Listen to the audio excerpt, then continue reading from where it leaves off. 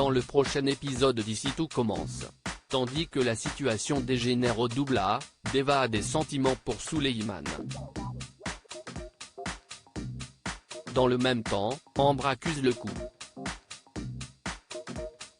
Attention, les paragraphes qui suivent contiennent des spoilers sur l'épisode d'Ici tout commence diffusé demain soir sur TF1. Si vous ne voulez rien savoir, ne lisez pas ce qui suit.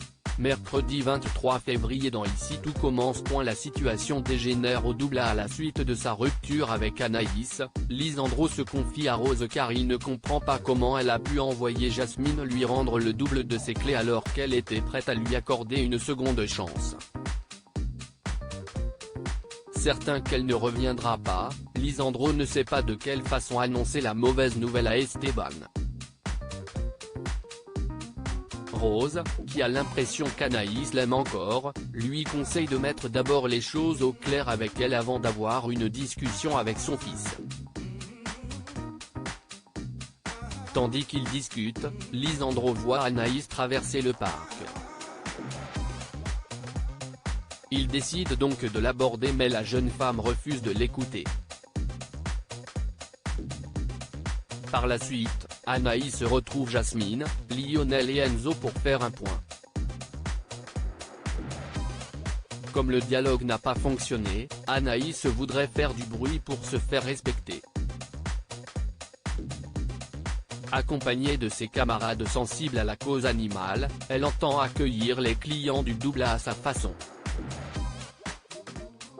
En effet, les étudiants patientent devant le restaurant en tenant un plat sous cloche. Sous celle-ci, se trouve la tête d'un animal dans une mare de faux sang. Peu après, Clotilde et Antoine arrivent pour tenter de mettre fin à cette mobilisation mais ils excluent de bouger tant qu'ils n'auront pas obtenu gain de cause.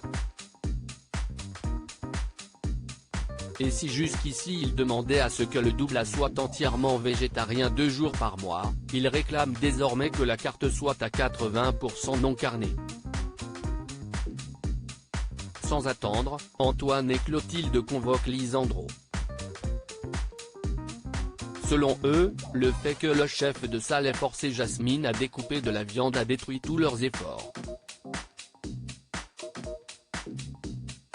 Même s'il affirme avoir fait uniquement son travail, Antoine l'enjoint à présenter ses excuses aux élèves.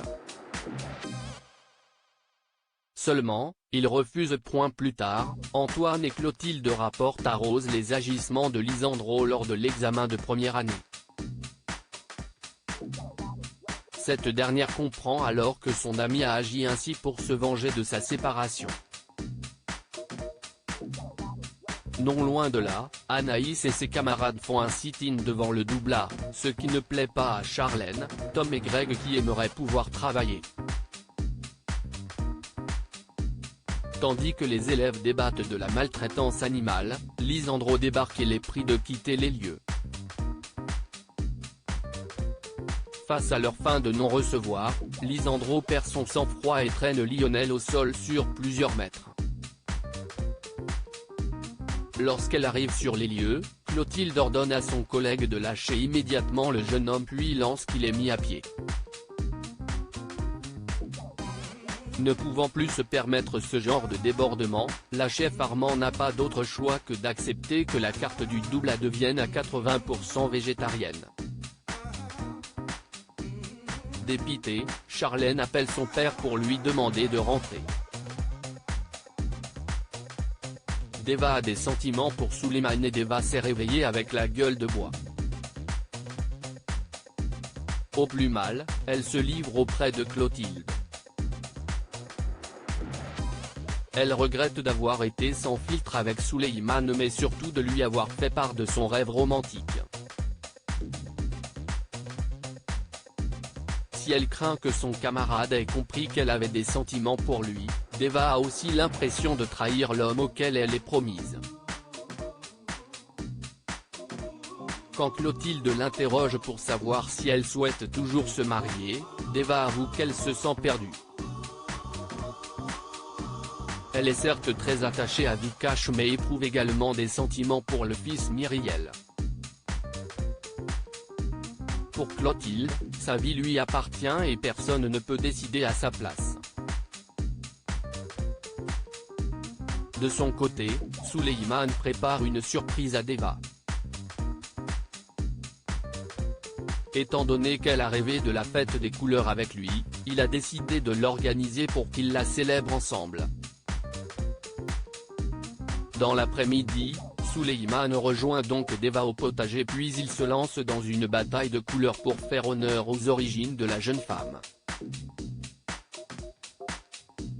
Une surprise réussie jusqu'à ce qu'elle prétende n'avoir aucun souvenir de ce qu'elle lui a dit la veille et avoir probablement raconté n'importe quoi sous l'effet de l'alcool. Ambre accuse le coup. Tom et Solal ont fait le choix de quitter Ambre. Très triste, celle-ci peine à réaliser qu'elle a perdu l'homme qu'elle aime et craint de ne jamais trouver quelqu'un qui acceptera son mode de vie. Heureusement, Célia est là pour la réconforter et lui redonner le sourire. En parallèle, Solal parle de sa rupture à Gaëtan. Dans la mesure où elle a été son pilier toute sa vie, il ne sait pas comment vivre sans elle. Cependant, Solal sait qu'il a pris la bonne décision malgré les sentiments qu'il éprouve pour Ambre. En cours de cuisine, Ambre a la tête ailleurs. Pour sa part, Tom ne pensait pas que cela l'affecterait autant et Ambre précise alors qu'elle vient de perdre les deux personnes auxquelles elle tenait le plus au monde. Et d'ajouter que ce n'est pas parce qu'elle est polyamoureuse qu'elle est dénuée de sentiments. Le soir venu, Ambre, Solal et Tom noient leur chagrin chacun à leur façon. Pendant qu'Ambre déprime en mangeant du chocolat, Solal boit quelques bières en compagnie de Gaëtan. Tom regarde quant à lui des photos d'Ambre sur son téléphone.